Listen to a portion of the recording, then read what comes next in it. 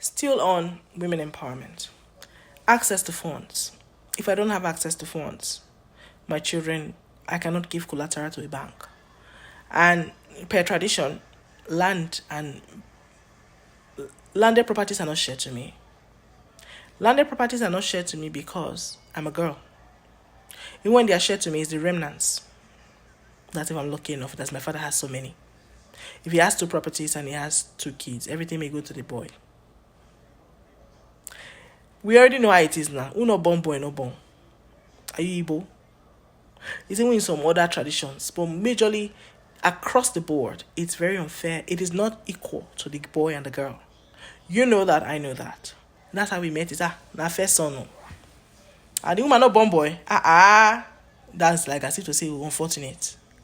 I'm not the God that gives children. If God decided I would be a girl, that was what he saw fit.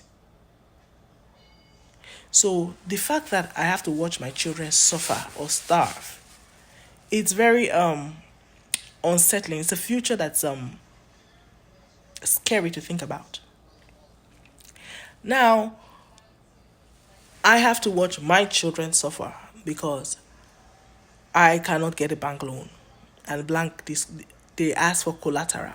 Why do banks ask for landed building collaterals? Say, where's your landed property? They know tradition not allow them to share to me. So the culture and the norms of our society speak against women. Whether it's tradition, whether it's places when they want to get access to funds. Then whether it's our lack of education. Our lack of education prevents women say, I want to put a lady in a position. Oh, she did not go to school. So there are less educated women than men. Elections. Say you want to be in a key position, you should at least have a bachelor's degree. At least go to school small. Now, there are not many women in elected positions. Not many women run for offices. Majorly due to lack of funds. Where are they going to get the money to start conversing for votes? Even if they go to anybody to sponsor them, the person will prefer to sponsor a man than sponsor a woman. Feels that what's she going to amount to?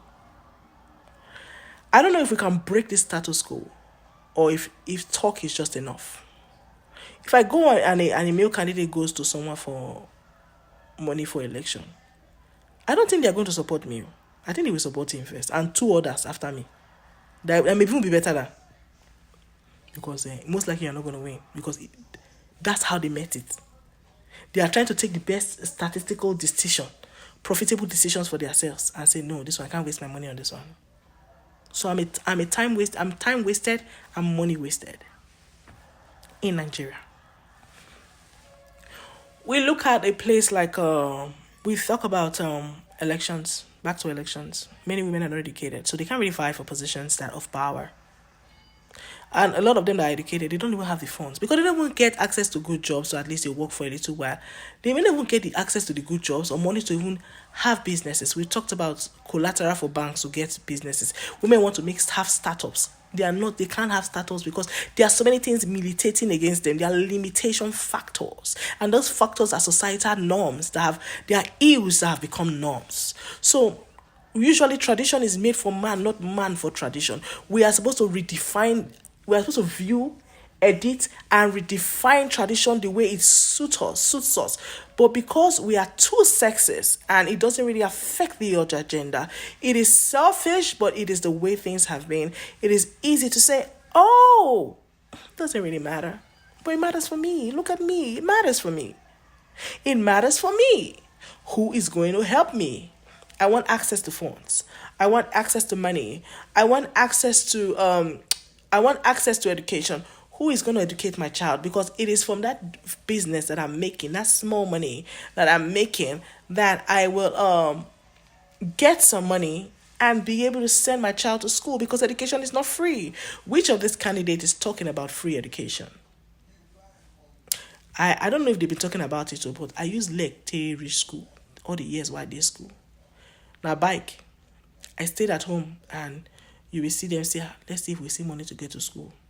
Sometimes no money to come back. You go to school, they give you one way. They say you should trek back because there's no money to come back.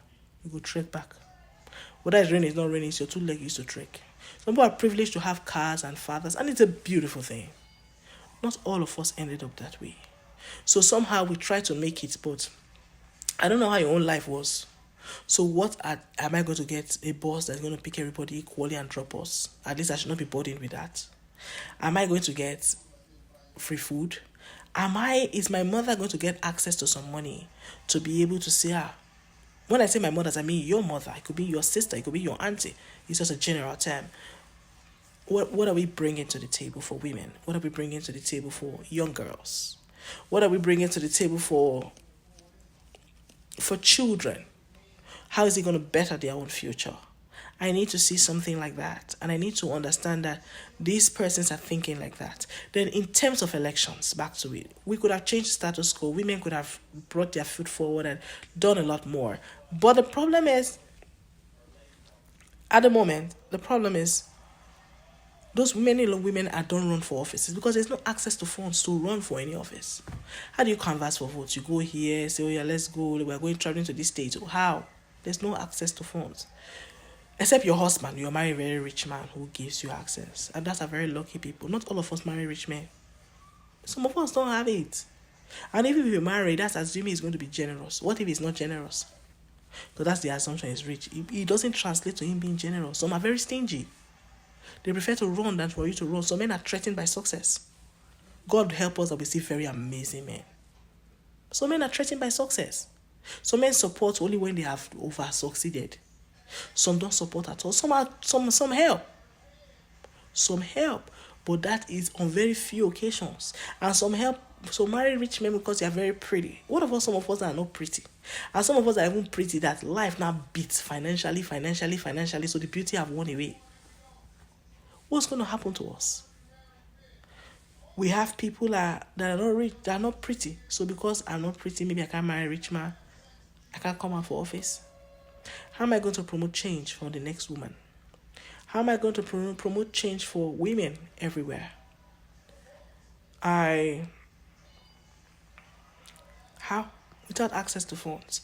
If women are not in decision-making positions where they can say, oh, that's a woman, she's applying for a loan, she's applying for something, I can find a way to help her.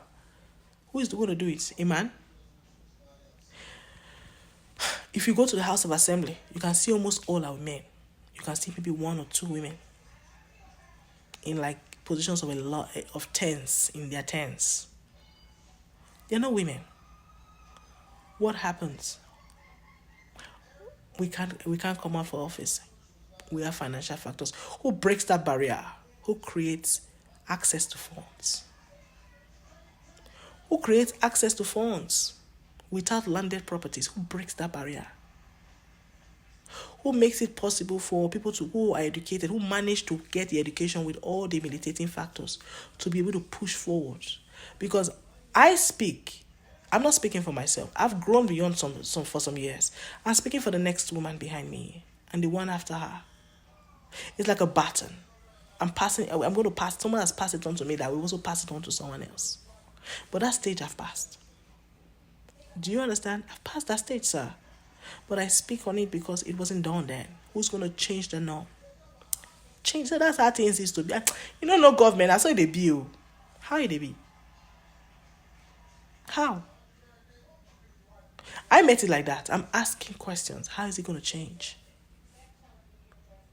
Thank you very much.